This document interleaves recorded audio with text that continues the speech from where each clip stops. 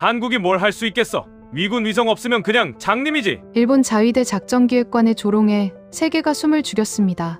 2025년 11월 소류급 잠수함이 태풍을 틈타 독도 7km 앞까지 침투했습니다. 다카이치 총리 직접 승인 악천후면 한국은 항상 장님이지. 라며 확신했습니다. 바로 그때 대한민국의 반격은 조용히 그리고 단호하게 시작됐습니다. 좌표 북위 37도 14분, 수심 120m, 5분 안에 부상하라. 아니면 사령탑만 타격하겠다. 누리호 SAR 위성이 포구를 뚫고 잠수함을 포착했고 이재명 대통령의 최후 통첩에 소류급은 굴욕적으로 도망쳤습니다. 일본이 무릎을 꿇었고 전 세계가 경악했습니다. 스스로의 눈으로 독도를 지키기 시작한 대한민국. 지금부터 믿을 수 없는 반격이 공개됩니다. 무료로 할 수 있는 구독과 좋아요 부탁드립니다. 제 이름은 아리마 타카히로입니다. 일본 방위연구소 선임연구관으로 일하고 있죠. 올해 44이에요. 지난 10년간 한국의 군사 능력과 우주기술을 분석하는 게 제 주된 업무였습니다. 겉으로는 객관적인 전문가를 자처했지만 솔직히 말하면 한국을 늘 일본보다 한 단계 아래로 봤어요. 빠르게 성장하는 건 인정했지만 결정적인 순간에는 결국 미국에 의존할 수밖에 없는 나라라고 생각했습니다. 그게 제 오만함이었죠. 이제부터 들려드릴 이야기는 그 오만함이 어떻게 무너졌는지에 관한 고백입니다. 2025년 11월, 제 인생에서 가장 치욕스럽고 동시에 가장 큰 교훈을 얻었던 그 밤의 이야기를요. 저는 도쿄 치요다구에 있는 일본 방위연구소 7층 회의실에 앉아 있었습니다. 창밖으로는 11월 초순에 차가운 비가 내리고 있었고 회의실 안은 형광등 불빛 아래 긴장감이 감돌고 있었죠. 제 앞에 놓인 모니터에는 한국의 누리호 4차 발사 계획이 빼곡하게 정리되어 있었습니다. 아리마 선임연구관, 한국의 우주 발사체 능력에 대한 평가를 부탁합니다. 상급 연구위원의 목소리가 회의실을 채웠습니다. 저는 천천히 자리에서 일어나 레이저 포인터를 들었어요. 화면에는 전남 고흥의 나로우주센터 위성사진이 띄워져 있었습니다. 네, 보고 드리겠습니다. 한국은 지난 3년간 누리호 발사를 통해 빠른 속도로 기술을 축적해왔습니다. 이번 4차 발사는 그들에게 상징적인 의미가 크다고 판단됩니다. 저는 침착하게 말을 이어갔습니다. 하지만 속마음은 달랐어요. 화면을 보면서도 마음 한구석에서는 작은 비웃음이 올라오고 있었거든요. 상징적이라는 단어에 제가 담은 진짜 의미는 실질적으로는 별거 아니다였습니다. 탑재체 목록을 보시면 알 수 있듯이 대부분 연구용 소형 위성들입니다. 정찰이나 군사적 용도와는 거리가 멀죠. 동료 연구원 하나가 손을 들었습니다. 그렇다면 한국의 독자적인 감시 능력은 여전히 제한적이라는 말씀이신가요? 그렇습니다. 악천후 상황에서는 특히 더 그렇죠. 결국 미군의 정보 자산에 의존할 수밖에 없는 구조입니다. 저는 자신있게 대답했습니다. 지난 10년간 한국의 군사우주 능력을 분석해온 제 경험에서 나온 확신이었어요.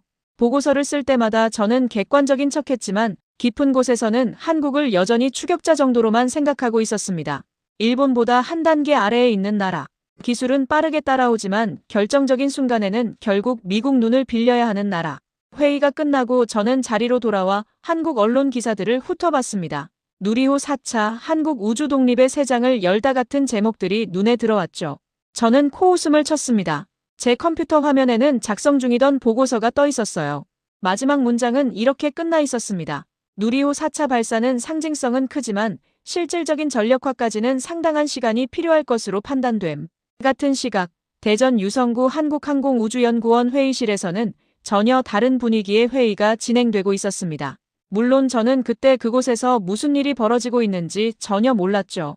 나중에 모든 일이 끝나고 나서야 그날의 회의록을 입수해서 알게 됐습니다. 한화에어로스페이스 SAR 개발팀 책임연구원 서윤이 회의실 중앙에 서 있었습니다. 38살의 여성 연구원. 그녀의 손은 레이저 포인터를 쥐고 미세하게 떨리고 있었어요. 제안드립니다. 누리호 4차의 SAR 버전 0.9를 시험 탑재체로 올리는 겁니다. 회의실이 술렁였습니다. 국방부에서 나온 우진이 먼저 입을 열었어요. 미완성 위성을 올리자는 겁니까? 만약 실패하면 어떻게 하시려고요? 물론 위험합니다. 하지만 이번이 아니면 기회가 없어요. 실전 환경에서 테스트할 수 있는 마지막 기회일지도 모릅니다. 서윤의 목소리에는 절박함이 묻어났습니다. 그녀는 지난 5년간 SAR 위성 개발에 매달려왔던 사람이었죠. 악천후에도 작동하는 레이더 위성. 구름도, 비도, 밤도 뚫고 바다를 볼 수 있는 눈. 그녀에게는 그저 기술 프로젝트가 아니라 한국이 반드시 가져야 할 주권의 일부였습니다. 회의실 뒤편에 앉아있던 규백 장관이 천천히 일어났어요. 정치적 부담이 크다는 건 저도 압니다. 하지만 천안함 때를 기억하십니까? 연평도 때를 기억하십니까? 그의 목소리는 낮았지만 무게가 있었습니다. 우리가 직접 보지 못해서 다른 나라 위성 사진을 기다려야 해서 얼마나 답답했는지. 이제는 그런 시대를 끝내야 합니다. 회의실이 조용해졌습니다. 모두가 과거의 아픈 기억을 떠올리고 있었죠. 그때 영상통화 화면에 제명 대통령의 얼굴이 나타났습니다. 서윤 연구원. 네, 대통령님. 성공 확률은 얼마나 됩니까? 서윤은 잠시 망설였습니다. 그녀는 거짓말을 할 수 없는 사람이었어요. 70% 정도입니다. 30%는 실패할 수도 있다는 얘기군요. 그렇습니다. 제명 대통령은 잠시 침묵했습니다. 화면 너머로 그가 창밖을 바라보는 모습이 보였어요. 좋습니다. 올리십시오. 대통령님.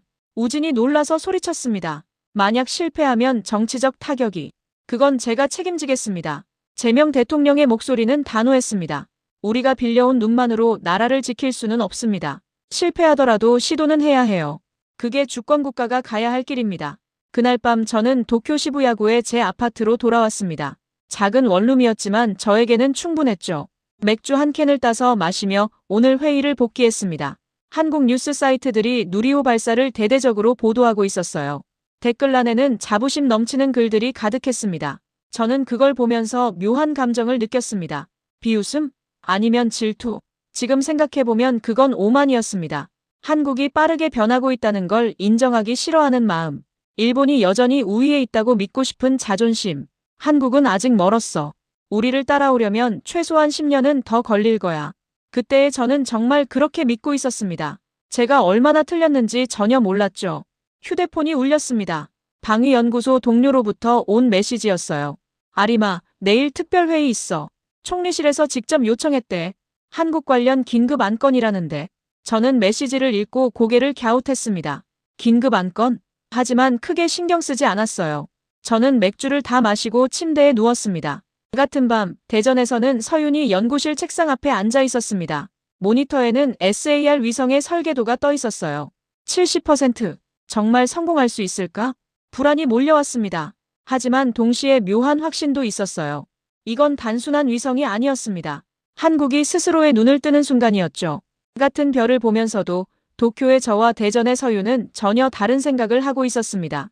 저는 한국을 과소평가하며 안일하게 잠들었고 서윤은 한국의 미래를 짊어진 무게를 느끼며 밤을 새우고 있었죠. 지금 이 글을 쓰면서도 그날 밤의 제 모습이 떠오르면 얼굴이 화끈거립니다.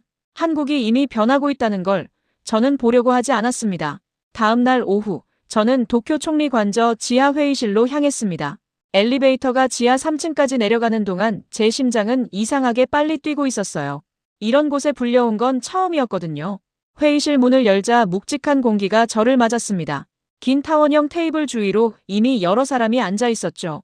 다카이치 사나의 총리가 상석에 있었고 그 옆으로 고이즈미 신지로 방위상, 그리고 제가 사진으로만 봤던 쿠로다 기요마사 회장이 보였습니다. 쿠로다, 78살의 그 노인은 표면적으로는 재벌 회장이었지만 실제로는 일본 극우 세력의 정신적 지주였어요. 전범 후손이면서도 전혀 죄의식이 없는, 오히려 일본이 다시 군사대국이 되어야 한다고 공공연히 주장하는 인물이었습니다. 안께 아리마 연구관, 다카이치 총리가 손짓했습니다. 저는 테이블 끝자리에 조심스럽게 앉았어요. 제 맞은편에는 외무성 북동아 국장, 사이토 마코토가, 그 옆으로 해상자위대 작전기획관 모리 다치야가 앉아 있었습니다. 자, 모두 모였으니 시작하겠습니다. 다카이치 총리가 입을 열었어요. 그녀의 목소리는 피곤해 보였습니다. 여러분도 아시다시피 지지율이 계속 떨어지고 있습니다. 지난주 여론조사에서 32%까지 내려갔어요. 미국은 우리 방위비 증액을 계속 압박하고 있고 중국은 센카쿠 주변에서 도발을 멈추지 않습니다. 쿠로다가 천천히 몸을 앞으로 기울였습니다. 총리, 우리에게 필요한 건 국민을 결집시킬 명분입니다. 일본인의 자존심을 건드릴 수 있는 뭔가가 필요해요. 무슨 말씀이신지. 독도입니다. 쿠로다의 말에 회의실 분위기가 순간 얼어붙었습니다. 저는 숨을 죽였어요. 한국이 불법 점거하고 있는 다케시마. 그곳에서 우리가 뭔가를 할 수 있다면 국민 여론은 돌아설 겁니다. 사이토 국장이 재빨리 끼어들었습니다. 회장님, 그건 너무 위험합니다. 독도 문제는 한국 국민 감정과 직결되어 있어요. 자칫하면 외교적 파국으로. 외교적 파국? 쿠로다가 차갑게 웃었습니다. 사이토 국장, 당신은 언제까지 한국 눈치를 보실 겁니까? 모리 기획관이 서류 하나를 테이블 위에 펼쳤습니다. 제안이 하나 있습니다. 다음 주 동해상에 태풍급 저기압이 예상됩니다. 이때 우리 소류급 잠수함 한 척을 독도 인근까지 접근시키는 겁니다. 저는 깜짝 놀라 모리를 쳐다봤습니다. 물론 실제 상륙은 하지 않습니다. 그저 가까이 가서 사진을 찍는 거죠. 나중에 그 사진을 공개하면 한국 국민은 자국 정부가 독도를 제대로 지키지 못했다고 생각할 겁니다. 심리전이라는 말이군요. 다카이치 총리가 말했습니다. 정확합니다. 우리는 한국의 감시 능력에 구멍이 있다는 걸 증명하는 겁니다. 특히 악천후 상황에서는요. 쿠로다가 만족스러운 표정으로 고개를 끄덕였습니다. 한국은 최근 누리온이 뭐니 하면서 우주 강국인 척하고 있지만 실제로는 미국 정보에 의존하는 나라 아닙니까? 모든 시선이 저에게 쏟아졌습니다. 저는 갑자기 목이 말랐어요. 아리마 연구관, 당신이 한국 전문가 아닙니까? 의견을 들려주시죠. 다카이치 총리가 물었습니다. 저는 침을 삼켰습니다.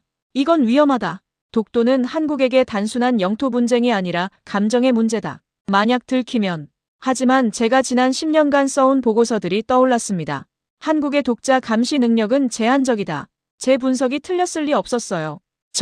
기상 조건이 극도로 나쁘다면 한국이 탐지하기는 어려울 겁니다. 광학 위성은 구름 때문에 무용지물이 될 거고 레이더도 폭우와 파도 때문에 노이즈가 심할 겁니다. SAR 위성은요? 모리가 날카롭게 물었습니다. 한국이 최근 SAR 기술을 개발 중이라는 정보가 있던데요. 아직 완성 단계는 아닙니다. 저는 자신있게 대답했어요. 누리호 4차에 올라간 탑재체들을 확인했는데 정찰 관련 위성은 없었습니다. 설령 있다 해도 시험 단계일 테니 실전 운용은 어려울 겁니다. 쿠로다가 흡족한 표정으로 웃었습니다. 들으셨죠? 전문가가 괜찮다고 하는데. 사이토 국장이 다시 목소리를 높였어요. 하지만 만약 발각된다면 어떻게 됩니까? 국제사회에서 일본의 신뢰는 완전히 무너질 겁니다. 발각되지 않으면 됩니다. 모리가 냉정하게 말했습니다. 우리 소류급은 세계에서 가장 조용한 잠수함입니다. 엔진을 끄고 조류를 타고 접근하면 탐지는 거의 불가능해요. 다카이치 총리가 테이블을 손가락으로 두드렸습니다. 위험 부담은 크지만 성공한다면 효과도 클 겁니다. 고이즈미 방위상 실행 가능성을 좀 더 검토해 주시죠. 알겠습니다, 총리님. 고이즈미는 내키지 않는 표정이었지만 고개를 끄덕였어요. 회의가 끝나고 저는 복도로 나왔습니다. 다리에 힘이 풀려 벽에 기댔어요. 사이토 국장이 제 옆으로 다가왔습니다. 아리마 연구관, 정말 괜찮다고 생각하십니까? 한국을 너무 얕보는 건 아닐까요? 저는 대답하지 못했습니다. 속으로는 불안이 스멀스멀 올라오고 있었거든요. 하지만 제 자존심이, 제가 10년간 쌓아온 전문가로서의 자신감이 그 불안을 억눌렀습니다. 제 분석이 틀릴 리 없습니다. 사이토 국장은 한숨을 쉬며 고개를 저었습니다. 이 일이 잘못되면 우리 모두 책임을 져야 할 겁니다. 그는 그렇게 말하고 복도를 따라 사라졌습니다. 저는 혼자 남아 엘리베이터를 기다렸어요. 괜찮아. 내 분석이 맞아. 한국은 이걸 못 본다. 저는 스스로에게 그렇게 되뇌었습니다. 하지만 가슴 한구석에서는 작은 목소리가 속삭이고 있었어요. 정말로? 그날 밤 저는 잠을 이루지 못했습니다. 천장을 보며 누워있는데 쿠로다의 차가운 웃음과 사이토의 경고가 계속 머릿속을 맴돌았어요. 지금 생각하면 그때 제가 강하게 반대했어야 했습니다. 전문가로서, 양심을 가진 인간으로서. 하지만 저는 그러지 못했어요. 제 오만함이, 한국을 깔보는 마음이 저를 침묵하게 만들었습니다. 일주일 후, 저는 방위연구소 상황실에서 대형 스크린을 바라보고 있었습니다. 한국 방송사들이 생중계하는 누리호 4차 발사 장면이었어요. 전남 고흥 나로우주센터의 발사대에 하얀 로켓이 우뚝 서 있었습니다.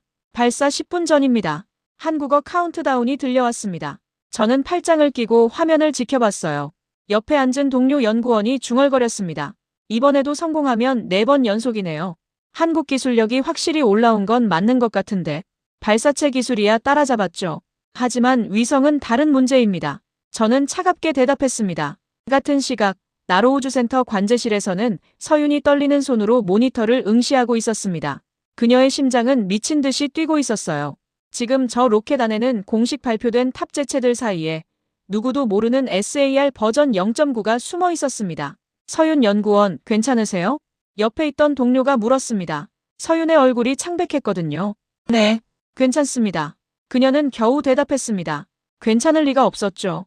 70% 성공 확률, 30%는 실패할 수도 있다는 의미였습니다. 만약 발사 도중 문제가 생긴다면, 만약 궤도 진입에 실패한다면, 5분 전, 카운트다운이 계속됐습니다. 서윤은 눈을 감았어요. 지난 5년간의 시간들이 주마등처럼 스쳐갔습니다. 밤을 새워 설계도를 그렸던 날들, 시험 실패로 좌절했던 순간들, 그리고 대통령이 책임은 제가 지겠다고 말했던 그 목소리. 30초 전, 20초 전, 10, 9, 8. 도쿄 상황실에서 저희도 같이 숫자를 세고 있었습니다. 화면 속 누리호 하단부에서 하얀 증기가 뿜어져 나오기 시작했어요. 3, 2, 1 점화. 순간 엄청난 화염이 발사대를 뒤덮었습니다. 누리호가 천천히, 그러나 확실하게 하늘로 올라가기 시작했어요. 굉음이 카메라 마이크를 통해서도 전해졌습니다. 나로우주센터 관제실에서는 환호성이 터져 나왔습니다. 하지만 서윤은 환호하지 않았어요. 아직 끝난 게 아니었거든요. 발사는 시작일 뿐이었습니다. 1단계 분리 정상, 2단계 점화 정상, 3단계 분리 정상. 하나하나 절차가 진행될 때마다 서윤의 심장은 더 빨리 뛰었습니다. 그녀의 손은 책상 모서리를 꽉 쥐고 있었어요. 도쿄에서 저는 화면을 보며 고개를 끄덕였습니다. 깔끔하네요. 기술적으로는 확실히 안정화됐어요. 탑재체 분리도 곧 시작되겠죠? 그렇겠죠. 공개된 목록을 보니 대부분 대학 연구용 위성들이던데. 저는 그렇게 말하며 서류를 넘겼습니다. 거기에는 한국이 공개한 탑재체 목록이 적혀 있었어요. 기상 관측 위성, 우주환경 측정 장비, 대학 연구용 큐브셋 몇 개, 모두 군사적 용도와는 거리가 먼 것들이었습니다. 역시 정찰 위성은 없군요. 동료가 말했습니다. 당연하죠. SAR 같은 건 아직 개발 단계일 겁니다. 실전 배치까지는 최소 2년은 더 걸릴 거예요. 저는 자신 있게 말했습니다. 제 분석이 틀릴 리 없었으니까요. 하지만 그때 나로우주센터에서는 다른 일이 벌어지고 있었습니다. 공식 탑재체들이 하나씩 분리되고 난 후 마지막으로 작은 위성 하나가 조용히 궤도에 진입하고 있었어요. 공식 목록에는 없는 위성. SAR 버전 0.9. 비공개 탑재체 분리 완료. 관제 요원의 목소리가 낮게 울렸습니다. 서윤은 그 순간 눈물이 핑 돌았어요. 성공했다. 일단 궤도에는 올렸다. 태양 전지판 전개 확인. 통신 링크 정상. 초기 시스템 체크 진행 중. 하나하나 확인될 때마다 서윤의 가슴이 벅차올랐습니다. 아직 제대로 작동하는지는 확인해봐야 했지만 적어도 우주까지는 무사히 도달했어요. 용산 대통령실 벙커에서 제명 대통령도 같은 보고를 받고 있었습니다. 그는 조용히 미소를 지었어요. 좋습니다. 이제 첫 발을 뗐을 뿐이지만 옆에 서 있던 우진이 말했습니다. 대통령님, 실제로 작동하는지 확인하려면 며칠 더 걸릴 겁니다. 알고 있어요. 하지만 서윤 연구원과 팀원들이 해냈어요. 그것만으로도 대단한 일입니다. 도쿄 상황실에서는 발사 성공 소식에 별다른 반응이 없었습니다. 저희에게는 그저 또 성공했구나 정도였으니까요. 자, 이제 우리 일로 돌아갑시다. 상급 연구위원이 말했습니다. 독도 작전 준비는 어떻게 되고 있나요? 아리마 연구관. 예, 기상청 자료를 보니 사흘 후 예정대로 저기압이 접근할 것 같습니다. 시정은 최악이 될 거예요. 저는 보고서를 펼쳤습니다. 완벽한 조건이군요. 한국은 아무것도 못 볼 겁니다. 동료들이 고개를 끄덕였습니다. 저도 그렇게 믿었어요. 한국의 누리호 발사? 그건 그저 상징적인 이벤트일 뿐이었습니다. 실제 전력과는 무관한. 그날 밤 서윤은 대전 연구실에 남아 있었습니다. 모니터에는 방금 궤도에 오른 SAR 위성의 텔레메트리 데이터가 실시간으로 들어오고 있었어요. 작동하고 있어. 정말 작동하고 있어. 그녀는 혼잣말로 중얼거렸습니다. 눈물이 볼을 타고 흘러내렸죠. 기쁨의 눈물이었습니다. 우진이 연구실 문을 열고 들어왔습니다. 서윤 연구원 축하합니다. 감사합니다, 본부장님. 이제 진짜 시험이 시작입니다. 며칠 후면 실전 데이터를 받아볼 수 있을 거예요.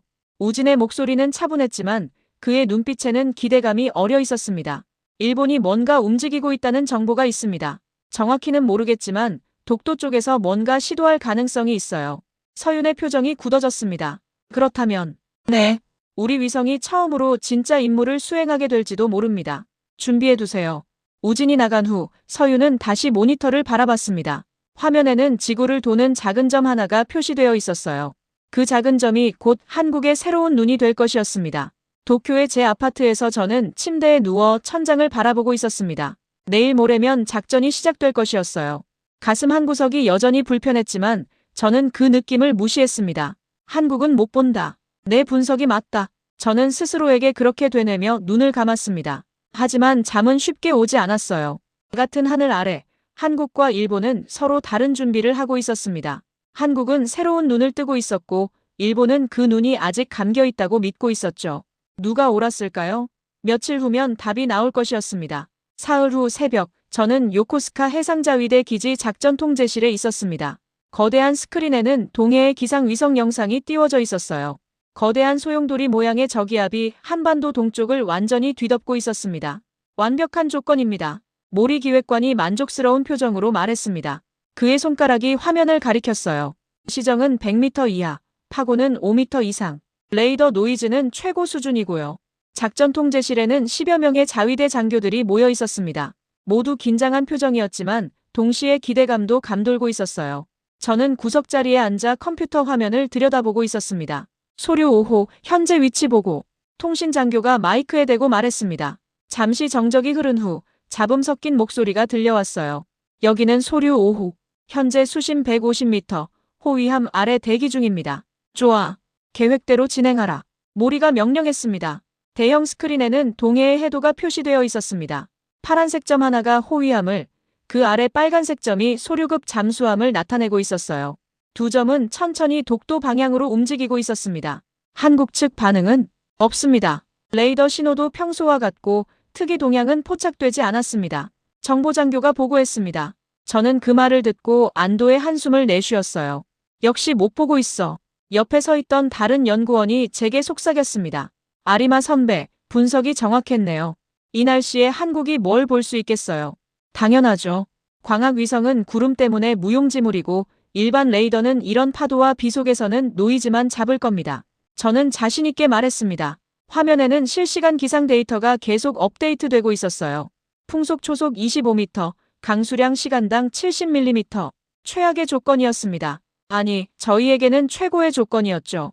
소류 5호 엔진 정지하고 조류 활용 모드로 전환하라. 모리가 다시 명령했습니다. 엔진 정지 확인. 조류 탑승 시작합니다. 잠수함 함장의 목소리가 들려왔어요. 화면 속 빨간 점이 더 느리게 하지만 꾸준히 움직이기 시작했습니다. 엔진을 끄고 해류를 타고 미끄러지듯 전진하는 거였어요. 소음을 최소화하는 전술이었습니다. 훌륭해요. 이러면 소나로도 탐지가 거의 불가능합니다. 한 장교가 감탄하며 말했습니다. 독도까지 거리는 약 12km입니다. 현재 속도로는 3시간 정도 소요될 것으로 예상됩니다. 저는 시계를 봤습니다. 새벽 3시. 동이 트기 전에 독도 인근까지 접근할 수 있을 것이었어요.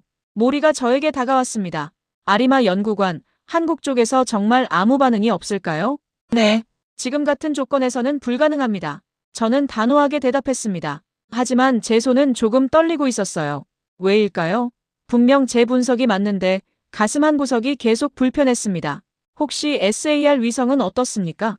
며칠 전 누리호로 올라간 시험 단계입니다. 설령 작동한다 해도 데이터 분석과 처리에 시간이 걸릴 거예요. 실시간 감시는 불가능합니다. 저는 확신에 찬 목소리로 말했습니다. 제가 10년간 연구해온 결론이었으니까요. 같은 시각 용산 대통령실 지하 벙커는 전혀 다른 분위기였습니다. 물론 저는 그때 그곳에서 무슨 일이 벌어지는지 전혀 몰랐어요. 나중에야 알게 됐습니다. 서윤은 커다란 모니터 앞에 앉아 손톱을 깨물고 있었습니다. 화면에는 흑백에 거친 영상이 떠 있었어요. SAR 위성이 보내온 첫 실전 데이터였습니다. 이게 뭐지? 그녀는 중얼거렸습니다. 화면 한 구석에 이상한 패턴이 보였어요. 대부분은 폭풍우가 만들어낸 무작위 노이즈였지만 한 부분만은 달랐습니다. 너무나 규칙적인 선들. 우진이 그녀 옆으로 다가왔습니다. 뭔가 찾았습니까? 확실하지 않아요. 하지만 이 패턴, 자연적으로 생긴 것 같지 않습니다. 서윤의 손가락이 화면을 확대했습니다. 거친 파도 속에서도 일정한 방향성을 가진 미세한 파동들. 그리고 그 중심에 있는 더 큰 물체의 흔적. 이거 배 아닙니까? 분석팀 요원 하나가 말했습니다. 네, 호위함 같은데요. 그런데 이 아래 부분이 서윤이 다른 레이어를 겹쳐 보여줬습니다. 호위함 항적 아래로 더 깊은 곳에서 올라오는 또 다른 패턴이 보였어요. 웨이크 시그니처입니다. 잠수함이에요. 우진의 목소리가 긴장으로 떨렸습니다. 확실합니까? 900m 이상 크기, 수심 약 100m, 속도는 거의 정지 상태입니다. 조류를 타고 표류하듯 움직이고 있어요. 서윤이 빠르게 분석 결과를 읽어내려갔습니다. 방향은 독도 쪽입니다. 현재 위치에서 약 10km. 벙커 안 공기가 얼어붙었습니다. 요코스카 통제실에서는 모두가 편안한 표정으로 작전을 지켜보고 있었습니다. 대형 스크린의 빨간 점은 계속해서 독도를 향해 움직이고 있었어요. 순조롭습니다. 한국 측 레이더 기지들도 조용하고요. 당연하죠. 이 날씨에 뭘 보겠어요. 장교들이 웃으며 이야기를 나눴습니다. 저도 조금씩 긴장이 풀리고 있었어요. 역시 내 판단이 맞았어. 한국은 못 보고 있어. 모리가 커피를 한 모금 마시며 말했습니다. 2시간 후면 촬영 위치에 도달합니다. 그때 수심을 좀 더 올려서 잔망경으로 사진을 찍는 거죠. 독도가 선명하게 보이는 각도로요. 완벽한 증거가 되겠네요. 누군가가 말했습니다. 한국 국민들이 보면 충격받을 겁니다. 자기네 정부가 독도를 제대로 지키지 못했다는 걸 알게 되는 거니까. 저는 그 말을 들으며 미묘한 기분이 들었습니다. 뭔가 찜찜한 느낌. 하지만 저는 그 느낌을 무시했어요. 독도까지 8km. 계속 진행하라. 시간이 흘렀습니다. 화면 속 빨간 점은 점점 더 독도에 가까워지고 있었어요. 통제실 안은 고요했습니다. 모두가 숨을 죽이고 지켜보고 있었죠. 5km. 정보장교가 조용히 보고했습니다. 한국 측 반응은 여전히 없습니다. 저는 안도했습니다. 동시에 이상한 승리감 같은 게 올라왔어요. 제 분석이 완벽하게 들어맞았습니다. 한국은 정말로 보지 못하고 있었어요. 우리가 이겼어. 그 순간 저는 정말로 그렇게 생각했습니다. 일본이 한국보다 우위에 있다는 걸 증명한 것 같았죠. 하지만 그때 용산 벙커에서는 제명 대통령이 전화기를 들고 있었습니다. 미 인도태평양 사령부 클라크 중령과 연결해주세요. 제가 그 사실을 알게 된 건 한참 후였습니다. 그때의 저는 요코스카 통제실에서 화면만 바라보며 한국이 아무것도 모르고 있다고 착각하고 있었어요. 얼마나 어리석었던 걸까요? 그 순간 이미 모든 게 끝나 있었다는 걸 저는 전혀 몰랐습니다. 같은 시각 용산 대통령실 지하 벙커에서는 초긴장 상태가 이어지고 있었습니다. 물론 저는 그때 전혀 몰랐죠. 요코스카에서 편안하게 앉아 있을 때 한국에서는 완전히 다른 일이 벌어지고 있었어요. 서유는 모니터 앞에서 눈을 떼지 못하고 있었습니다. SAR 위성이 보내온 데이터를 계속 정제하고 확대하면서 그녀의 심장은 점점 더 빨리 뛰고 있었어요. 이거 확실해요. 그녀의 목소리가 떨렸습니다. 호위함 항적 아래 수심 약 100m에서 움직이는 물체가 있습니다. 크기로 봐서는 소류급 잠수함으로 추정됩니다. 우진이 그녀 옆에 바짝 다가섰습니다. 방향과 속도는 독도 방면으로 시속 3km 정도. 거의 표류 수준입니다. 엔진을 끄고 조류를 타고 있는 것 같아요. 서윤이 다른 화면을 열었습니다. 시간대별로 캡처한 영상들이 순서대로 나열되어 있었어요.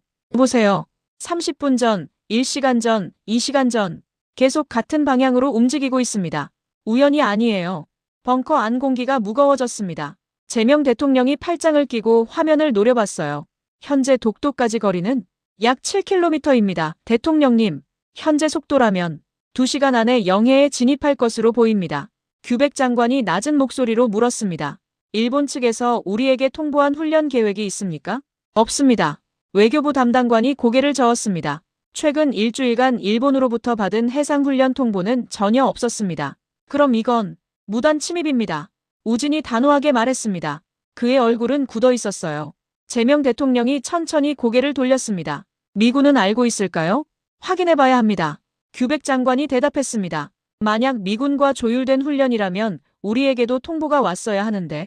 제명 대통령은 잠시 생각하더니 결심한 표정으로 말했습니다. 미 인도태평양 사령부에 연락하세요. 클라크 중령과 직접 통화하겠습니다. 5분 후 영상통화 화면에 미군 장교의 얼굴이 나타났습니다. 40대 중반으로 보이는 클라크 중령이었어요. 대통령 각하, 무슨 일이십니까? 클라크 중령, 급하게 연락드려 죄송합니다. 확인할 게 있어서요. 제명 대통령이 차분하게 말했습니다. 현재 동해상에서 일본 해상자위대의 해난 구조 훈련이나 잠수함 작전이 진행 중입니까? 특히 독도 인근 해역에서요. 클라크 중령의 표정이 미묘하게 변했습니다. 잠시만요, 확인해 보겠습니다. 그는 옆에 있는 누군가와 짧게 대화를 나눈 후 다시 카메라를 봤어요. 대통령 각하, 우리 쪽 기록에는 그런 훈련 계획이 없습니다. 일본 측으로부터 어떤 통보도 받지 못했고요. 벙커 안이 더욱 긴장으로 팽팽해졌습니다. 확실합니까? 네, 확실합니다. 만약 그런 훈련이 있었다면 우리에게도 반드시 통보가 왔어야 합니다. 동해는 민감한 수역이니까요.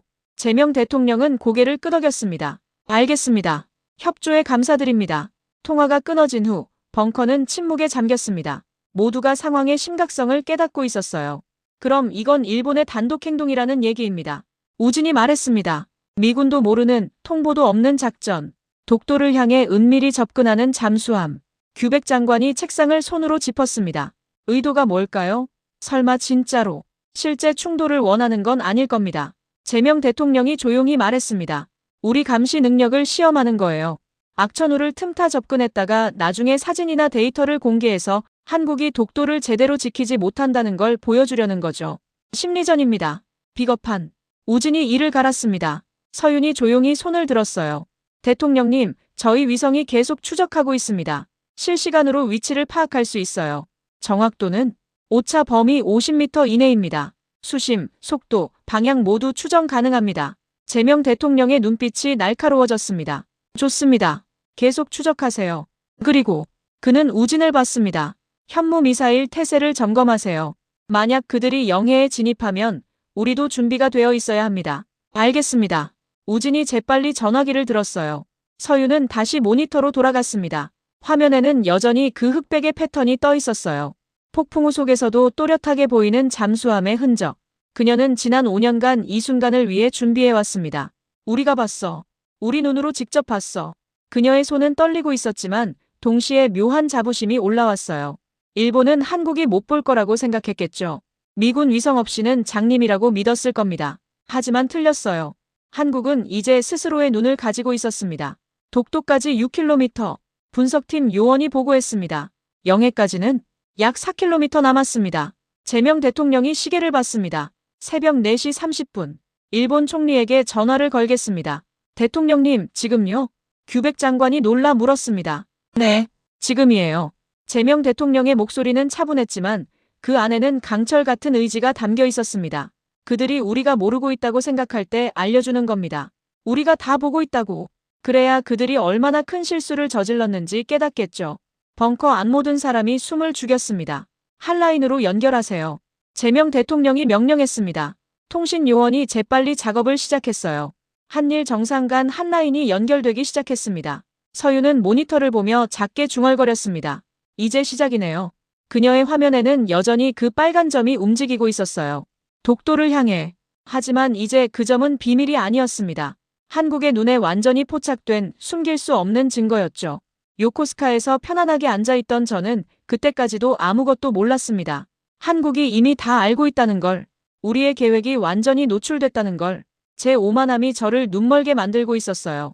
그리고 그 대가를 치를 시간이 다가오고 있었습니다.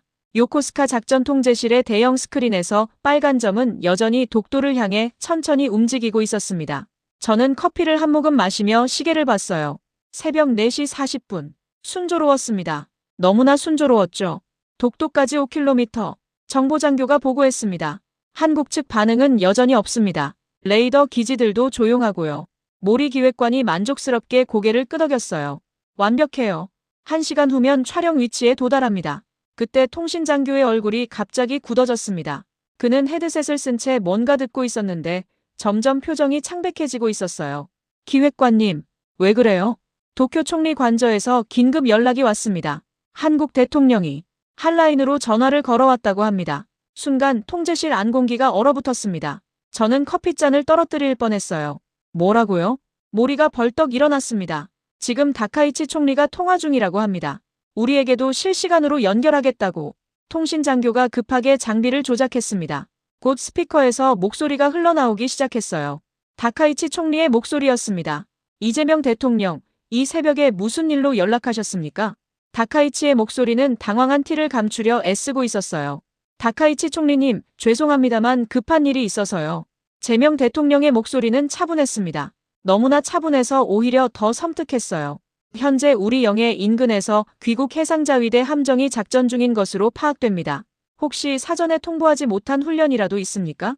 저는 숨이 멎는 것 같았습니다. 통제실에 있던 모든 사람이 서로를 쳐다봤어요.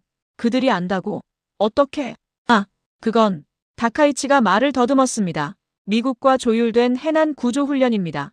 악천후 때문에 항로를 잠시 우회하는 것뿐이에요. 모리가 급하게 메모지에 뭔가 적어서 통신장교에게 건넸습니다. 미국과 확인했다고 말해라는 내용이었죠. 하지만 제명 대통령의 다음 말이 모든 걸 무너뜨렸습니다. 이상하네요, 총리님. 방금 미 인도태평양 사령부에 확인해봤는데 그런 훈련 계획은 없다고 하던데요. 침묵이 흘렀습니다. 길고 무거운 침묵. 저는 의자에 주저앉았습니다. 다리에 힘이 풀렸어요. 그들이 미군에게 확인했다고? 그럼 우리 거짓말이 다 들통난 거잖아요. 그건 통보 과정에서 문제가 있었을 수도. 다카이치가 변명을 늘어놓으려 했지만 제명 대통령이 차갑게 끊어버렸습니다. 총리님, 거짓말은 그만하시죠. 제명 대통령의 목소리가 날카로워졌어요.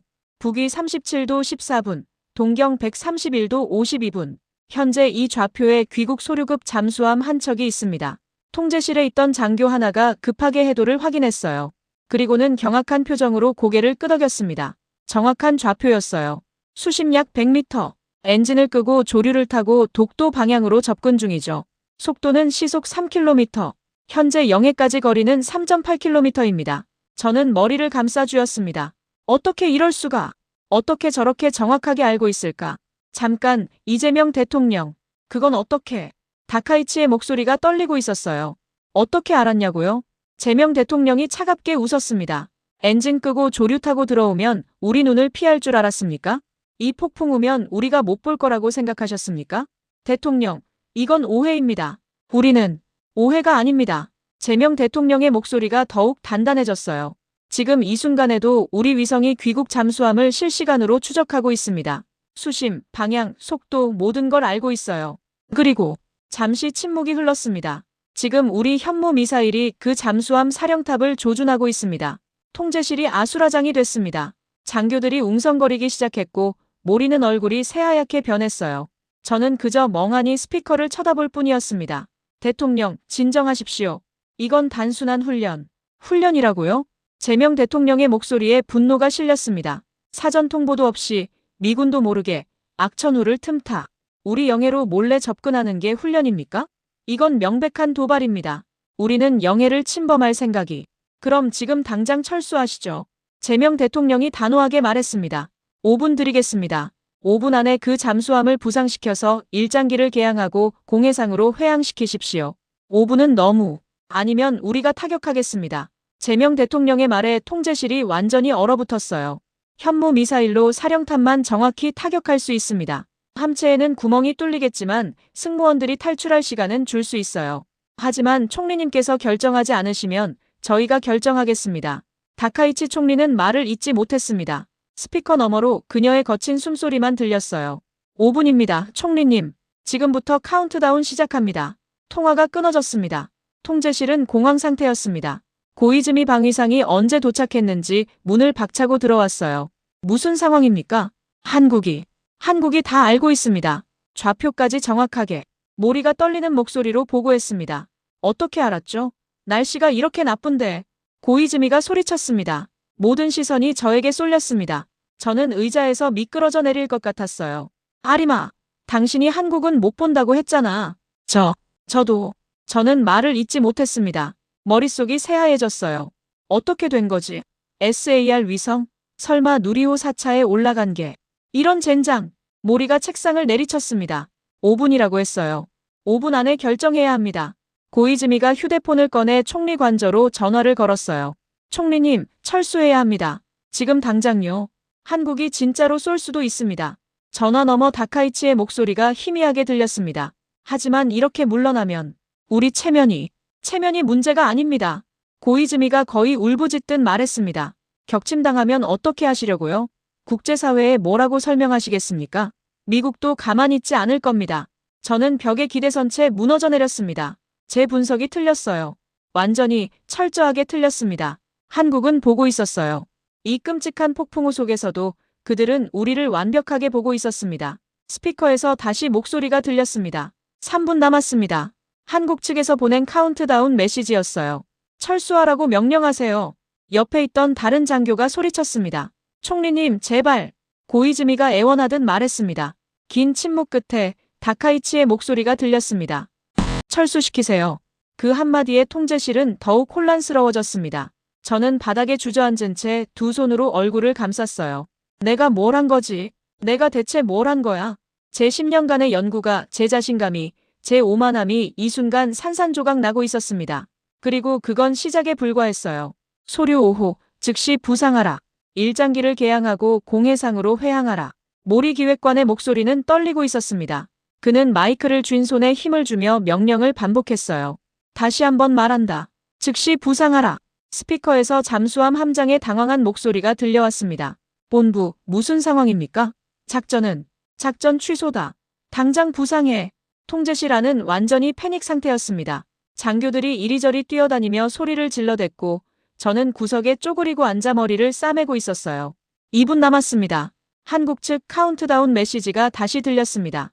그 차갑고 기계적인 목소리는 마치 사형 집행 카운트다운 같았어요. 동해해적. 소류 5호 함장은 명령을 받고 완전히 혼란에 빠졌습니다. 무슨 일이 벌어진 건지 이해할 수 없었어요. 함장님, 어떻게 하시겠습니까? 부상한다. 명령이다. 함장은 이를 악물고 말했습니다. 그의 목소리에는 분노와 굴욕이 섞여 있었어요. 비상부상 준비. 무력 탱크 블로잉 시작. 잠수함 내부에서 경보음이 울리기 시작했습니다. 압축 공기가 탱크로 주입되면서 거대한 쇳덩이가 천천히 수면을 향해 떠오르기 시작했어요. 용산 벙커에서는 모든 사람이 모니터를 응시하고 있었습니다. 움직임이 변했습니다. 서윤이 외쳤습니다. 수심이 올라가고 있어요. 부상하고 있습니다. 확실합니까? 우진이 다가섰습니다. 네, 현재 수심 70m, 50m 계속 올라오고 있습니다. 벙커 안에 안도의 한숨이 터져나왔습니다.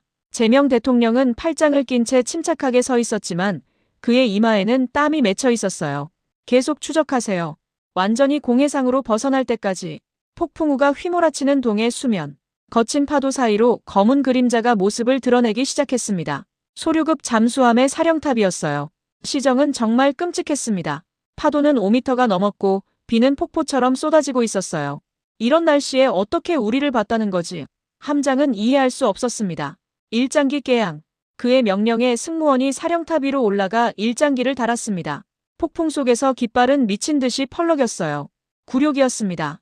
완전한 치욕적인 굴욕. 회항 시작. 공해상으로. 잠수함은 천천히 방향을 틀었습니다. 독도를 등지고 일본 쪽으로 도망치듯 움직이기 시작했어요. 용산 벙커에서 서윤은 그 장면을 SAR 위성으로 포착하고 있었습니다. 폭풍우 속에서도 선명하게 보이는 잠수함의 실루엣, 그리고 그 위에 펄럭이는 일장기까지 촬영 완료했습니다. 그녀가 조용히 말했습니다.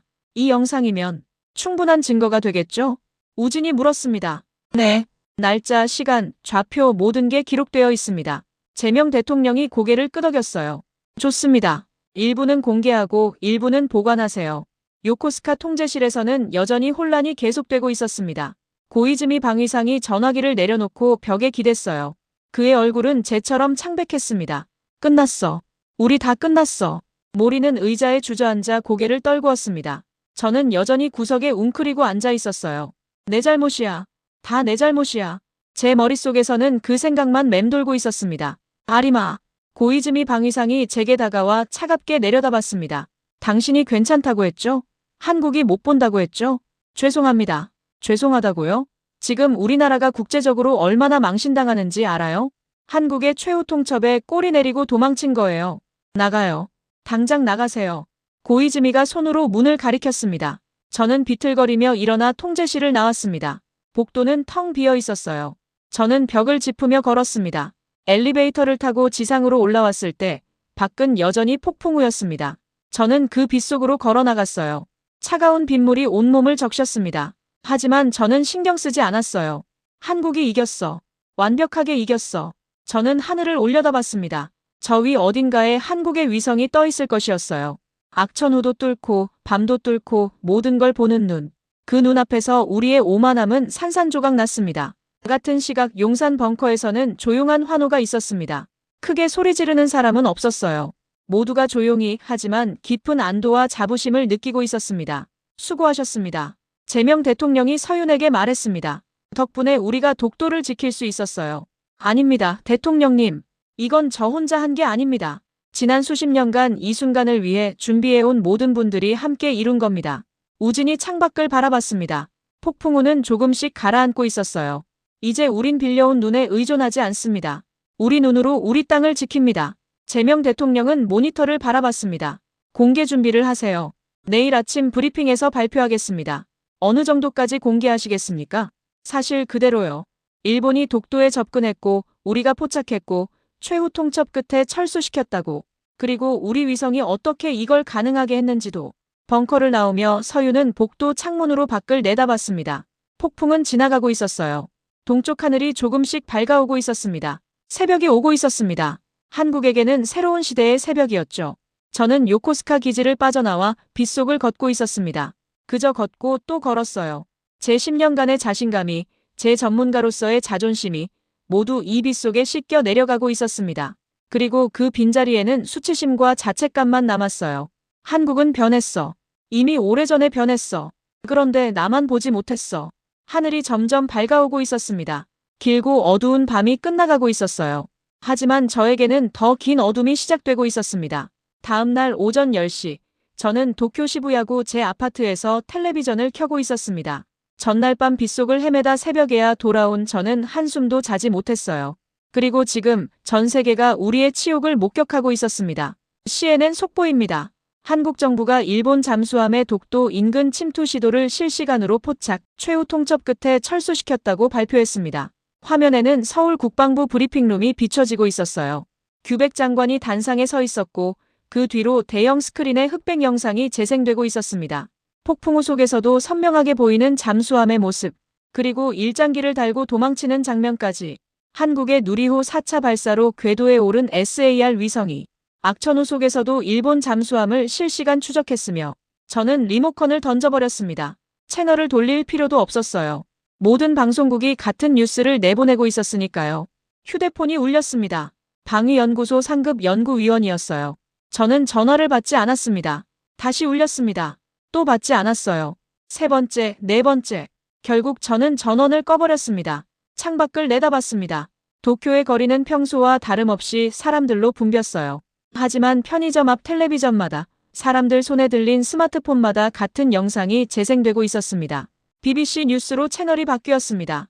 이번 사건은 한국의 독자적인 우주감시 능력을 전 세계에 각인시킨 사건으로 평가됩니다. 특히 악천후 조건에서도 작동하는 SAR 위성 기술은 AFP 통신 속보가 화면 하단에 흘러갔습니다. 일본 내각 지지율 급락, 다카이치 총리 사퇴 압박 거세져. 저는 소파에 주저앉았습니다. 텔레비전에서는 일본 국내 반응도 나오기 시작했어요. 완전히 망신당했습니다. 한국 위성 기술을 홍보해준 꼴이 됐어요. 일본 야당 의원이 국회에서 고함을 지르고 있었습니다. 이게 방위성이 하는 짓입니까? 사전 통보도 없이 미국도 모르게 무모한 작전을 벌이다가 국제 망신만 당하고 심지어 우익 매체까지 비판에 가세했어요. 한국에게 굴복한 치욕적인 장면이 전 세계에 중계됐다. 이건 외교 참사다. 저는 텔레비전을 껐습니다. 하지만 침묵 속에서 더 큰 소리가 들렸어요. 제 양심의 소리였습니다. 내가 말렸어야 했어. 내가 강하게 반대했어야 했어. 오후가 되자 방위연구소에서 공식 연락이 왔습니다. 문자 메시지였어요. 아리마 연구관, 내일 오전 9시까지 소장실로 출석하시기 바랍니다. 저는 메시지를 읽고 휴대폰을 내려놓았습니다. 무슨 말을 하든 변명이 될 수 없다는 걸 알고 있었어요. 그날 밤 저는 책상 앞에 앉았습니다. 노트북을 켜고 워드 문서를 열었어요. 그리고 타이핑을 시작했습니다. 2025년 11월 나는 일본 방위연구소 선임 연구관으로서 한 나라를 과소평가하는 실수를 저질렀다. 손가락이 키보드 위를 움직였습니다. 천천히 하지만 멈추지 않고 한국의 누리호 4차 발사를 상징적 이벤트로만 치부했고 그들의 SAR 위성 능력을 과소평가했다. 악천후면 한국은 장님이 될 거라고 미군 위성 없이는 아무것도 못 볼 거라고 단정했다. 문장들이 쌓여갔습니다. 제가 회의에서 했던 말들, 제가 썼던 보고서들, 제 오만함의 기록들. 하지만 틀렸다. 완전히 철저하게 틀렸다. 다음 날 아침 저는 방위연구소 소장실 앞에 서 있었습니다. 노크를 하고 들어가자 소장과 상급 연구위원 2명이 차갑게 저를 쳐다봤어요. 앉게. 소장이 말했습니다. 저는 의자에 앉았어요. 자네 때문에 우리 연구소 신뢰도가 바닥에 떨어졌네. 10년간 쌓아온 명성이 하루아침에 무너졌어. 저는 고개를 숙였습니다. 아리마 연구관, 사직서를 제출하겠나? 상급 연구위원이 물었습니다. 그렇게 하겠습니다. 제 목소리는 떨리고 있었어요. 한 가지 물어보고 싶네. 정말로 한국이 못 볼 거라고 믿었나? 아니면 보고 싶지 않았던 건가? 소장의 질문에 저는 대답하지 못했습니다. 그 질문이 핵심을 찔렀거든요. 둘 다였습니다. 저는 겨우 입을 열었어요. 믿고 싶었고 동시에 인정하고 싶지 않았습니다. 한국이 우리를 따라잡았다는 걸, 어쩌면 이미 넘어섰다는 걸. 연구소를 나오며 저는 복도를 천천히 걸었습니다. 동료들이 저를 피해 고개를 돌렸어요. 누군가는 수군거렸습니다. 하지만 저는 신경 쓰지 않았습니다. 엘리베이터 안에서 거울에 비친 제 모습을 봤어요. 44. 더 이상 젊지 않은 나이. 그리고 이제 커리어도 끝났습니다. 아파트로 돌아와 저는 다시 노트북 앞에 앉았습니다. 그리고 계속 썼어요. 밤새도록 쉬지 않고. 일주일이 지났습니다. 다카이치 총리는 결국 사퇴했어요. 고이즈미 방위상도 물러났습니다. 쿠로다는 조용히 숨어버렸고 모리는 좌천됐습니다. 하지만 책임은 그것으로 끝나지 않았어요. 일본 여론은 들끓었습니다. 한국 기술력을 인정해야 한다. 우리가 과거에 안주하는 동안 그들은 앞서갔다. 이제는 한국을 무시할 수 없다. 저는 그런 기사들을 읽으며 쓸쓸하게 웃었습니다. 너무 늦었어요. 이미 한참 전에 인정했어야 했는데. 한 달 후, 저는 마지막 문장을 쓰고 있었습니다. 한국을 꺾을 수 없었던 건 미사일이나 위성이 아니었다.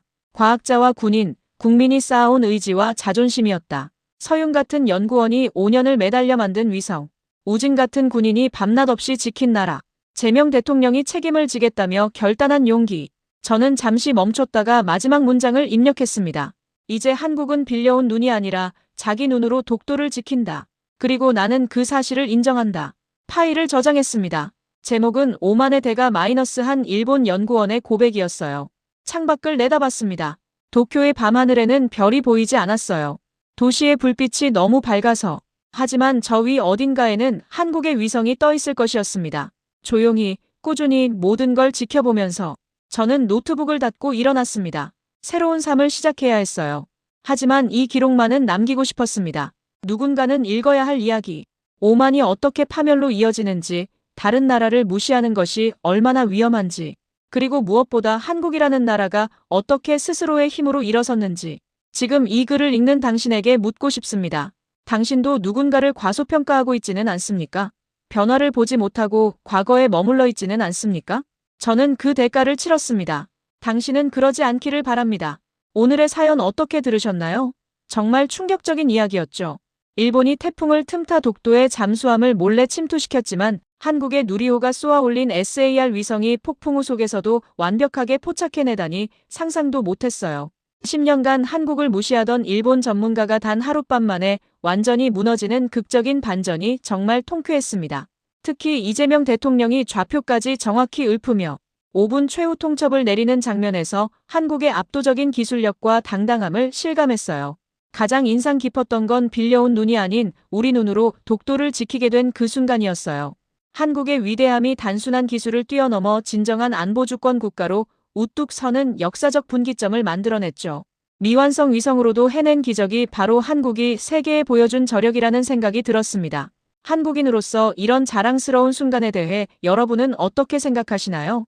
오늘의 이야기가 재미있었다면 한국 최고, 아쉬웠다면 한국 사랑해를 적어주세요. 지금까지 감동더블이었습니다.